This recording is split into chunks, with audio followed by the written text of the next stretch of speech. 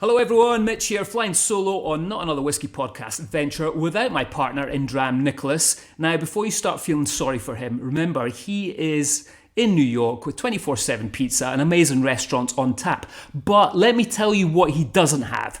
The ability to stroll over to one of Scotland's finest distilleries and chat with a whiskey legend making some of Scotland's finest single malt. And that's precisely what I've done today. Nice one. I've taken the liberty of going rogue, wandering down to the Tamdhu Distillery. So not only am I sitting at the distillery, a distillery that most people don't get to see, unfortunately, because it's not open to the public, but I also get down to sit with my good friend, distillery manager and whiskey legend, Sandy Mcintyre. So welcome to the Tamdhu episode, where we're about to uncover the secrets and stories behind a whiskey that has a cult status within the whiskey world, and for good reason.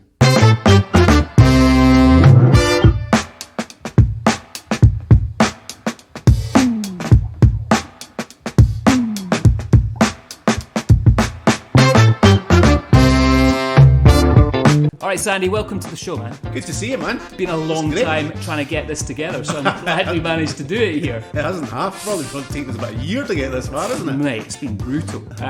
Listen, mate, so here's the thing, right? On the show, we tried not to do too many cliched questions. So I'm not going to ask you what your favourite Tamdhu is or how you got into whiskey. But you had an interesting start to your whiskey career in that you were an environmental chemist first off, you then went into wastewater treatment, then saw the light, got into whiskey, and now manage one of Spaceside's finest distilleries. You've got such a big, infectious personality, so I'm so glad you made it into whiskey land. But, you know, your passion has been proven for whiskey over the years, being given Whiskey Icon of the Year back in 2018, 2019, I think it was. And more recently, given Speyside Whiskey Ambassador back in 2023, which I was there to see again, which was very blown cool. away that night. Absolutely blown away. So good, mate, so good. But what keeps you passionate and motivated about the whiskey industry? It is the people you work with. I mean, let's face it, we're in one of the most sociable, fun industries there is. You know, generally when people are getting together having a whiskey, it's because they're having fun. It's because they want to enjoy something. They're with friends or with family. All those things make it something that's really, really enjoyable. But do you know what makes it even better still is if you enjoy working with the people you work with. I've always said from day one, anybody doing a job, if you wake up in the morning and think, well, I've got to go there again, you're in the wrong job, let's face it, right? Whereas I would like to think every single one of the people that we have here at Tamdhu wakes up in the morning, into Tamdhu, we'll get a bit of crack today, a wee bit of carry on, we're doing a great job, we're seeing what we're producing at the end of it.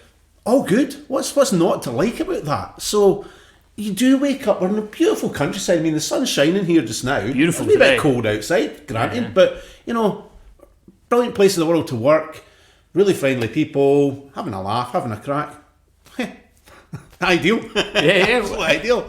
And you know, talking about, you have a lot of guys staying on site. You've got the original houses here, right? So they literally just walk across the road, which is kind of cool. You stay on site as well? Yeah, I stay on site as well. So it's 125 paces to work in the morning. So it's not very good for my belly, I've got to say that much. And he's talking about a big legend. I'm thinking, getting big in the belly status, but need to get a wee bit fitter. But So do you guys have any house parties here in between everyone? we've converted the old cooperage here. I shouldn't really say it. We've got a pool table underneath it. We've got a big TV for watching the football. We've got a table tennis table. We've got a Pac-Man machine. So, you know, from time darts is the other one. From time to time, we all go down there and have a few beers, have a bit of laugh, a bit of carry on.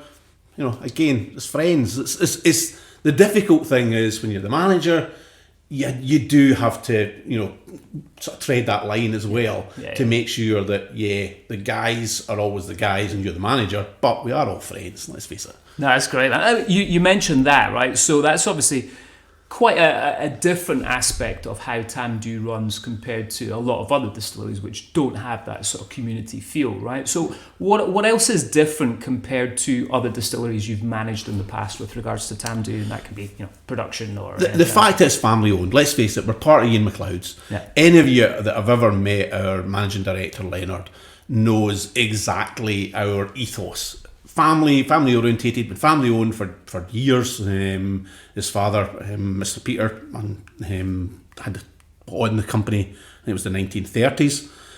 So that whole family ethos continues all the way through to this day. Yes, we've still got policies and procedures like some of the large companies have as well, but we're not quite as stringent, not quite as hard on our staff as maybe some other places are as well.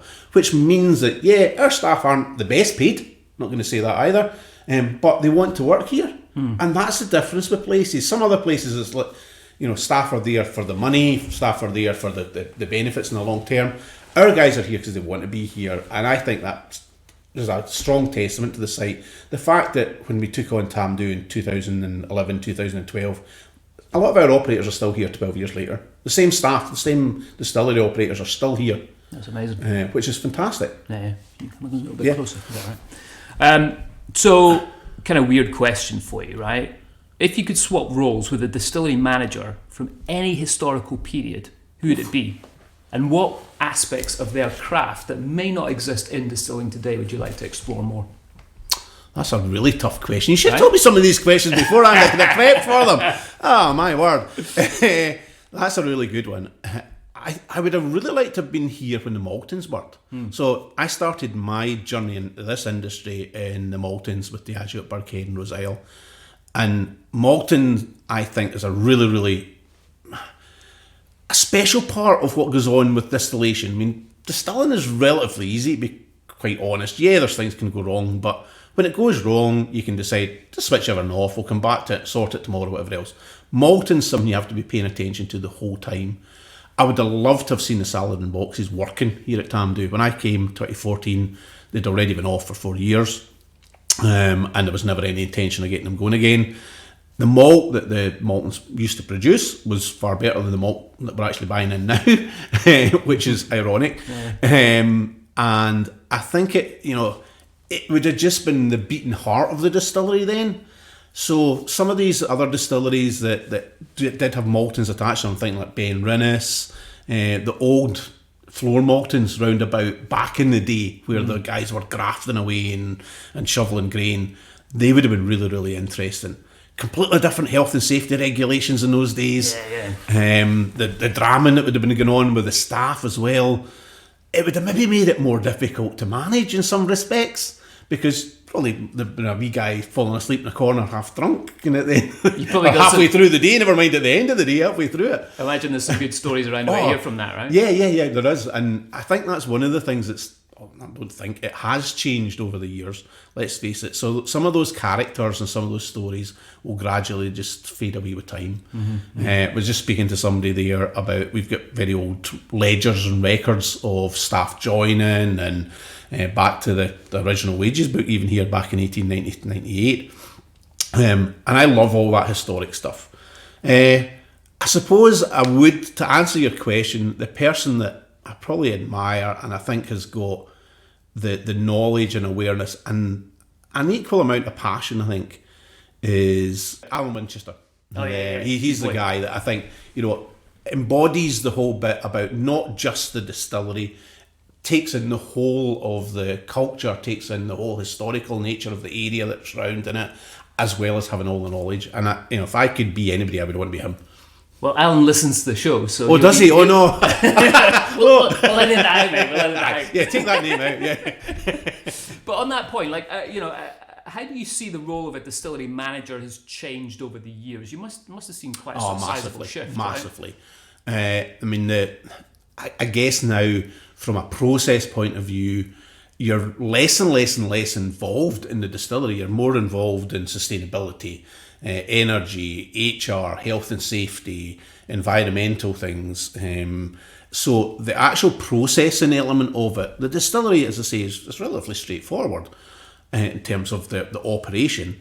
So you're more involved in the management element of it now, Mitch, and that's one thing which I suppose makes it less attractive, because you want to be involved in the heart of the distillery and making things work and seeing if you make a wee change here, what is the impact? We're very much driven towards ensuring we get the character that we want to produce here at Tamdhu. We're looking for fruity.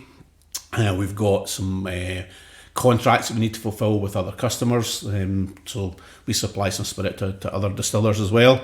So for them, they want consistency. For us, we want consistency, we want quality, and obviously we want efficiency as well. So it's very much more looking towards delivering those aspects as opposed to actually having a wee bit of tweaking and fun playing around in it the way you would have done 30, 40, 50 years ago. Yeah. That's really interesting to think about it that way. I think the other part as well, I suppose, is the PR aspect of being a distillery manager, right? And on that point, I see obviously the big part of Tamdhu is the use of your sherry casks. And I saw you and Gordon Dundas go down for a wee jolly down to Erith a few years back. That wasn't jolly, that was a hard work, that was really hard work. I looked really hard. But on that point, is that, do you have an influence on that at all, using these casks, so guys can just go over jolly to Spain and do that? Or do you think this is genuinely something that is within the heart of Tamdhu and brings out a lot of the characters that you guys see? I love being involved in the PR aspect of it, and I find that part very, very interesting. It's probably something that a lot of other distillery managers don't get involved with in some respects. You're good at it, and that's because I think we're, again, a smaller company, that it allows myself and my cohorts at our other group distilleries as well to get involved in that aspect. And it's really, really interesting because I think it also drives the passion as well, because you're at that front facing, you're facing the customer. And you said rightly, we're not open to the public, so they don't let us loose that often on people, which is maybe a good thing. In terms of the sherry casks, though, it's something that Tamdhu wants to be true to. Again, our chairman, our managing director, Leonard, said a few years ago that he only wanted to produce a typical sherry Speyside malt.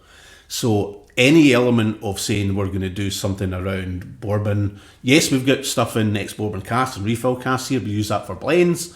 However, Tamdhu single malt will only ever always be sherry matured. And we're very, very open and honest about that as well. So we talk about it being sherry seasoned casks that we use, which it is. It's not sherry casks, the way people sometimes think that it's been come from the sherry transportation side of things, from the into the mid-80s. So we love to tell the story of that. We love to actually explain and talk about sherry as well, because I think sherry is a very underrated drink. I mean, there's some lovely Finos, Olorosos. I always talk about it. I keep a bottle of PX in my fridge at home just to pour over ice cream. So I would love more people to explore sherry. And that's separate from the whiskey industry completely, but it does allow us to obviously have that lovely trip out to Erith. Haven't been out for a few years, so maybe if Leonard or Gordon's listening, let's get one organised, Gordon. I'm going out next month, mate. I'll put me in the suitcase. Because it's a beautiful part of the world. The people out there are really friendly as well. And do you know what? Building the relationships with our cooperages and cask suppliers out there that we use, again, they're all family companies, so you get to know them, build up relationships, and they're friends. And that's part, again, back to the social bit of the industry. Yeah, no, that's great. It's great to see. I think, when I look at Tamdhu, right, Tamdhu is definitely becoming one of the well-known brands in Speyside. But when people think about Speyside, they tend to think about Macallan, Glenfiddich, Balvenie a lot of the time. So Tamdhu's still almost like a little bit of a hidden secret, I'd say, within Speyside. For those that haven't tried it and you want to get some liquid to their lips, how do you sell it? I talk about it as being a great introduction to whiskey. So we get lots of females actually, I don't like whiskey, no, I don't. Well, do you know what, try this. And do you know what? Those females particularly go and say, wow, that's really, really nice. So it is this getting liquid on lips, very much as you say. For me, it is the bit to say, what other whiskies do you like? I went to a local restaurant, probably the best part of 3 or 4 years ago, and it was an American that was there and said to the waitress, I'd like to try a whiskey. Now, that waitress had so many options that she could have gone down to either upsell, but she never even asked the gentleman, have you tried whiskies? What do you like? What do you not like? Because some people have tried peated stuff, don't like it. Some people have tried sherry stuff, don't like it. And there's nothing wrong with that. Everybody's got their own individual preferences and taste profiles. For me, as I say, Tamdhu is sweet. It allows even at high strength, you can drink Tamdhu without water. It's a whiskey that can be drunk at any time of the day, particularly the 10, the 15. They're, you can open a bottle at 8 o'clock in the morning. Not that I do it, hasten to add, and probably drink it throughout the day and still enjoy it. It's not a whiskey that has to be at a certain time of the day, certain time of the evening. So that allows the customer experience to be varied as well. And giving them those options, it really opens up so many other doors. So it is very much around enjoying it at any time. I think it's a great point, because for me, sometimes if I have a big sherry bomb of a whiskey, I just, my palate can't take it. It's not for me, but I never get that with Tamdhu. Well, people that know me know that, again, Tamdhu, we use American oak casks and European oak casks for all sherry seasons. For me, rightly as you're saying, the sherry bomb, I can take 1 or 2, but that's about my limit with it. So I'm very much around the American oak influence, and that been very much lighter, not as intense. It's still got the sherry influences there as well, but a lot more on the vanilla and the sweeter side of things, rather than that big hit that you get, as you say, with the sherry bomb. So, and that's where I love it.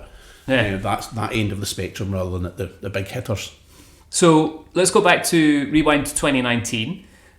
We saw a release of your personal cask selection. Tell us about that and some other sort of unique bottlings that you guys have done here. It's again, I think this is testament to the fact that, again, we're a smaller company and it's allowed some of that.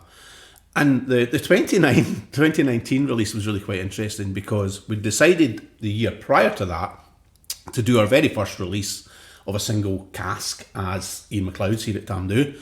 And what we decided we would do is get all the staff together here, and at the time I think it was 17 of us, and we selected a number of casks and then did some blind tastings. And it was to go in the majority. Eventually we got down to 3 samples, I think, and then it was good fun. It was great fun. I mean, it was a blind tasting. We were putting blindfolds on each other, sitting in the office and twirling chairs about and all this kind of thing. So just, again, having a wee bit of a laugh with it as well.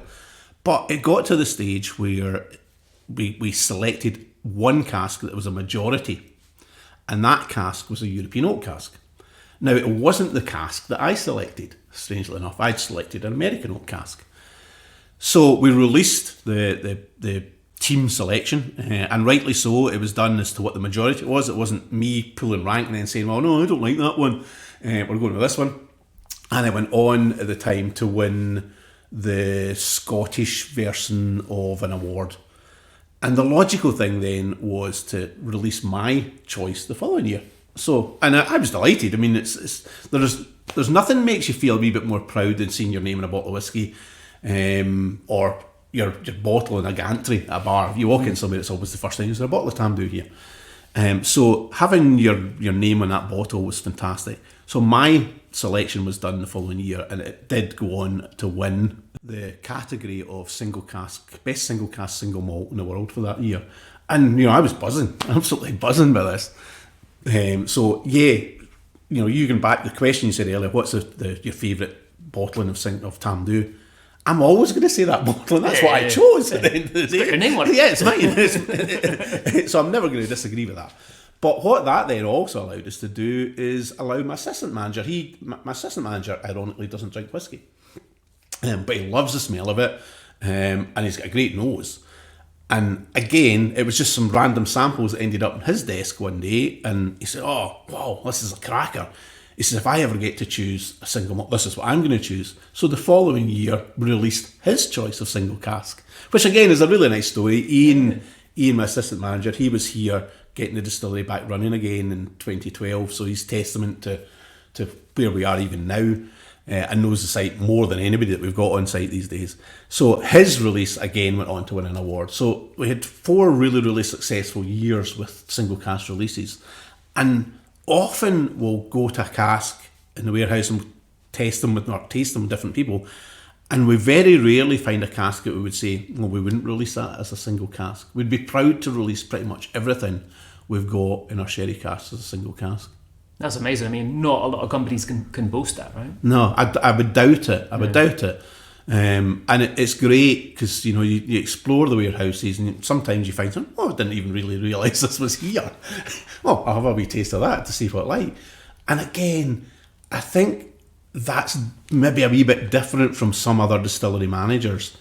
When I was with my previous employer, you weren't really involved in what was released. It was very, very rarely you were involved in the consumer end of it. Very much involved in the production side, but getting to that last stage where you were front facing the customer and explaining why this product was in a bottle rather than that product didn't really happen. And it's great to be able to do that and see the delight in other people's faces when they taste it as well. I suppose that's one of the advantages of working for a Scottish family, right? Yeah.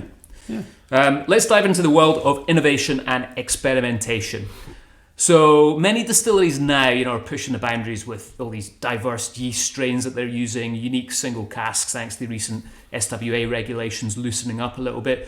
Can you talk about anything you've been doing here? Say, for example, a heavily peated Tamdhu using ex-bourbon casks that's been aged in a mezcal finish. I would love to answer that and say, oh yeah, look at that, I'll tell you this really, really exciting thing. But I'm going to truthfully answer and say no.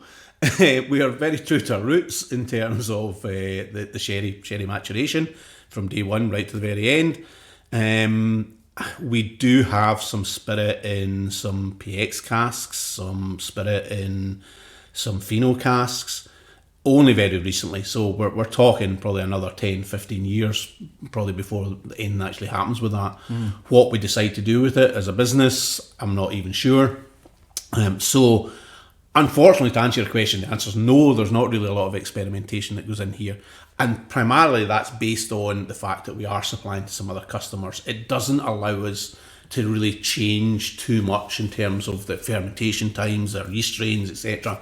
So it is pretty consistent all the time.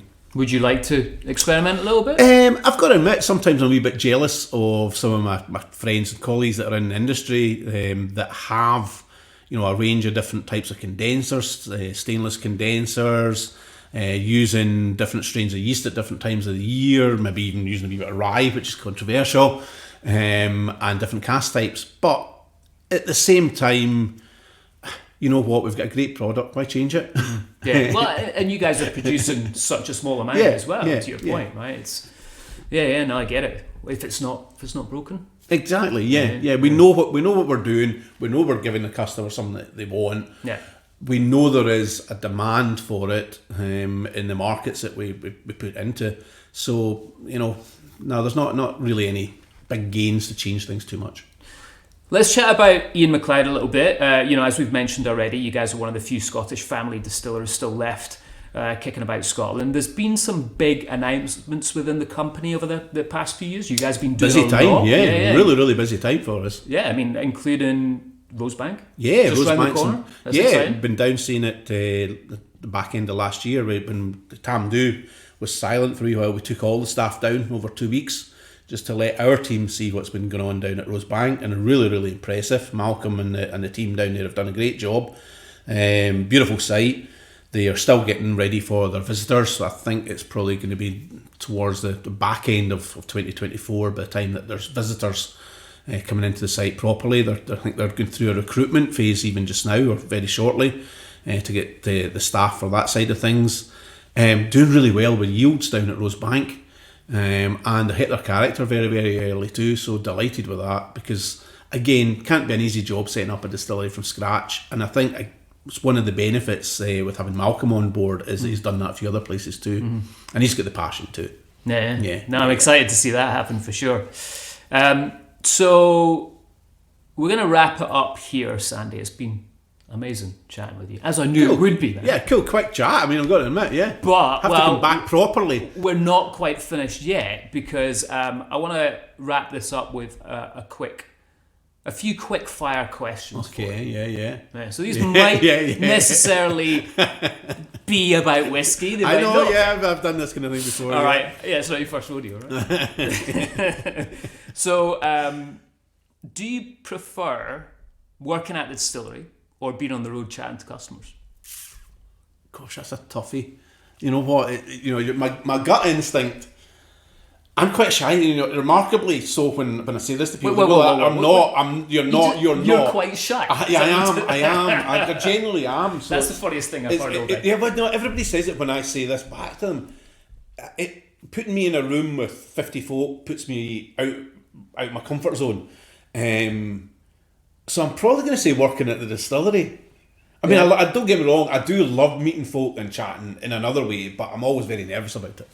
So, and maybe it doesn't come across that way, but I am inside. But I can see your point. I mean, it is a beautiful distillery to work at. You've probably got the nicest spot on the Spey to work. It's stunning. I personally think it's stunning. I mean, it means a lot to me now. I've been here nearly 10 years, so it's home. And because you do stay inside, it's home. Yeah. So, if Gordon Dundas, your brand ambassador, who you've worked with a lot over the however many... I mean, Gordon, how long has he been with the business now? Well, Gordon's been with Ian McLeod's probably, I think, now 8 or 9 years, but been in the industry for a lot longer. I mean, I think Gordon's older than me, but at least I'll say that. I know he'll argue. So, if he was part of your immediate family, what role would he play? Oh, gosh. In the family or in your family, your immediate family? Right. Gordon would be the Joker, I think, because you would never really know what Gordon was going to do next. Cause, like the Joker wee brother? Yeah. He would be up to some sort of jape somewhere. Because he's a big child at heart, Gordon, surprisingly enough. You know Gordon as well too. But he's got a wee mischievous streak within him. I'm not going to say impetuous because he's not impetuous, but he knows how to have fun, which I think, a little brother. Yeah. Nice. If you could collaborate with a celebrity you look up to create a Tamdhu expression, who would that be? Oh, gosh. I like motorsport, right? Motorsport's my thing, F1. And again, a person I respect within that, because I think that's one of the things that would be a person I would have to respect, not just a celebrity. That I'm not massive on folk that have just made it into celebrity status, and I'm not great at recognising people. Yeah. So there's been a situation sometime when somebody came in here, and it was a guy, and his voice was very distinctive, and I thought, are you somebody famous? And I don't even realise it. It wasn't anyway.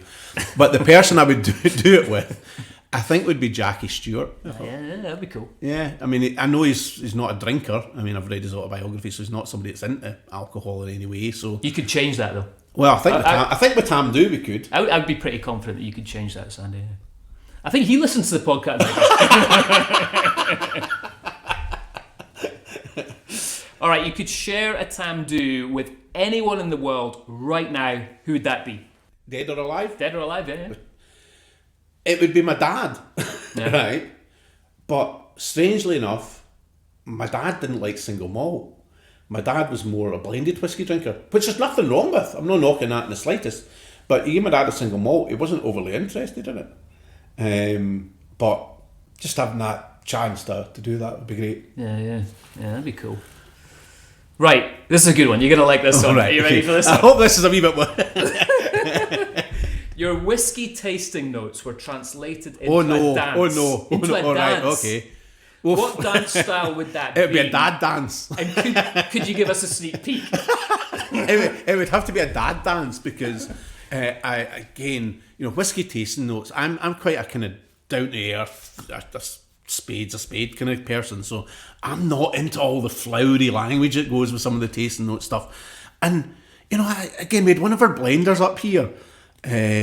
Last year it was, and I can't remember the fruit that he spoke about, but we were in the warehouse, we tasted some whiskey, and I'll say kiwi fruit, right? I mean, I know what a kiwi fruit A looks like and B tastes like, but he came away with a line, oh yeah, that's got some kiwi fruit in it. And at the time, I'm thinking, I don't even bloody know what a kiwi fruit is, never mind know what it tastes like. So I don't have this wide experience of tasting on my palate, because I'm not that adventurous when it comes to food. So, if it was some weird fruit, I would just not eat it. So the fact that people go down all these flowery tasting notes with, these extravagant descriptions, it's not me. And there was another time where we did a tasting for one of the single casks, I think it was, where I just did a group of folk before a Christmas night out. It was a group of staff from one of the other distilleries. And I said to them, what do you think of that? And I was writing down all their descriptions.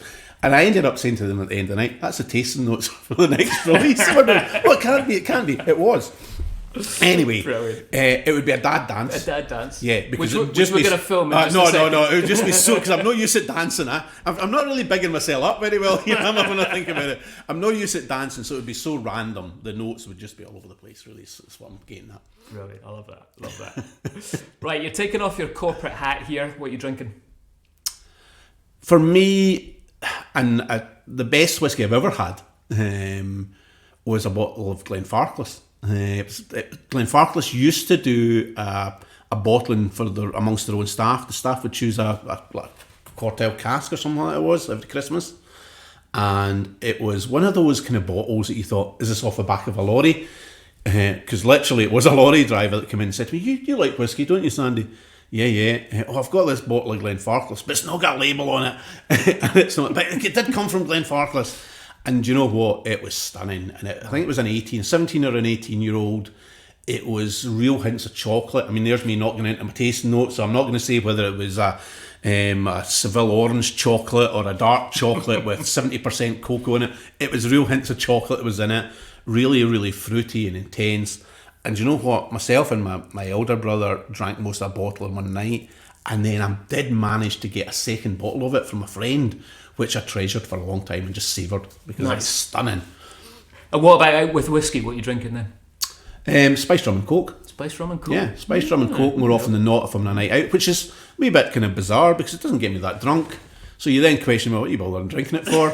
You're as well just having a glass of coke then, Sandy.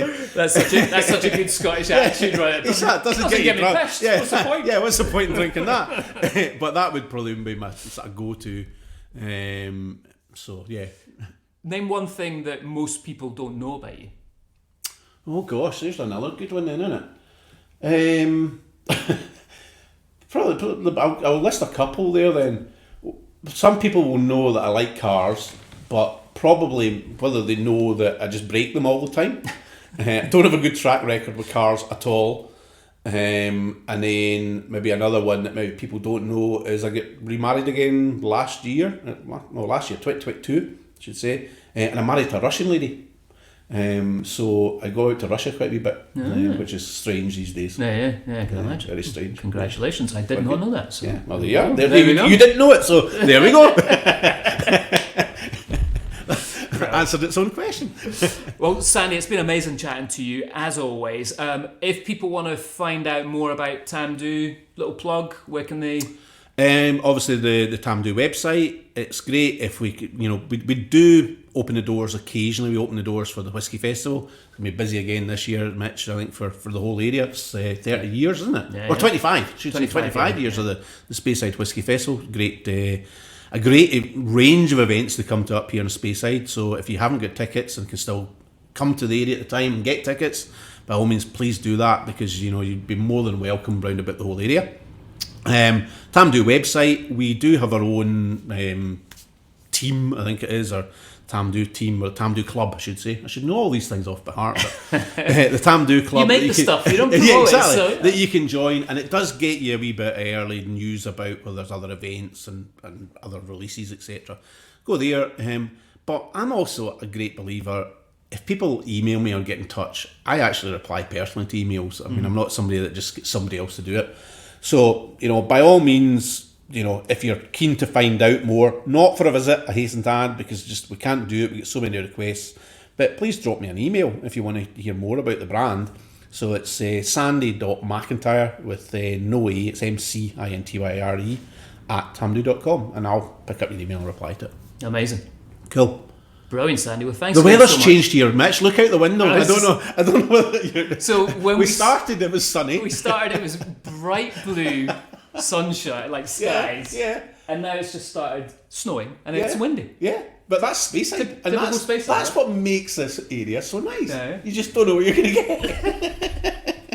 All right, listen, Sandy. it's been great having a chat with you and the proper Blair. We'll have to get you to... Mitch stays not far from Tamdhu. He's driven here today. I would like him to come along another time, actually, to wander along, or we'll pick him up and we'll actually get a dram or two to actually celebrate. There we go. That's on record as well. Yeah, it is. Yes. You've got proof of it. You can play it on repeat. It's often he's like, I've got an open invite just to come back anytime. Look, you said this is what you said. So, brilliant, Sandy. Well, thank you so much for your time, man. Great to have you on the show. No problem. Good to see you.